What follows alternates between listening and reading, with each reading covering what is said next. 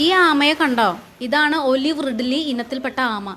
ഇന്ന് രാവിലെ കോവളത്തെ ഗ്രോവ് ബീച്ചിൽ നിന്ന് കണ്ടെത്തിയതാണ്. ഈ പ്രേതവലയിലെ, അതായത് വലകളുടെ അവശിഷ്ടങ്ങളിൽ കുരുങ്ങി നീന്താൻ കഴിയാത്ത തരത്തിൽ ബുദ്ധിമുട്ടിയിട്ട് നടക്കുകയായിരുന്നു. കടലിൽ തന്നെയാണ് കണ്ടെത്തിയത്. അവിടെയുള്ള ഒരു സ്കൂബ കൊച്ചിൻ എന്ന് പറയുന്ന ഒരു ഡൈവിംഗ് കേന്ദ്രമുണ്ട്. സ്കൂബ ഡൈവിംഗ് നടത്തുന്ന ഒരു കേന്ദ്രമാണ്. അതിലെ ഇൻസ്ട്രക്ടർമാരാണ് രാവിലെ 8 മണിയോടെ ഈ ആമയെ കണ്ടത്. വളരെ അവശ നിലയിലായിരുന്നു. അവർ അതിനെടുത്തു കൊണ്ടുവന്നു. ഏതാണ്ട് 25 കിലോ ഭാരം ഇതിനുണ്ട്.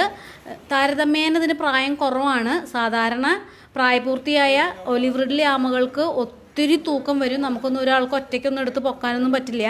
ഇയാൾ ഒറ്റയ്ക്ക് എടുത്തു കൊണ്ടുവന്നു, തീരത്ത് വെച്ചു. പരിശീലകരായ ചാൾസ്, വിൻസ് എന്നിവർ ചേർന്നിട്ട് ഈ വലയൊക്കെ മുറിച്ച് അതിൻ്റെ കൈകാലുകളൊക്കെ അതിന്ന് ഊരിയെടുത്തു.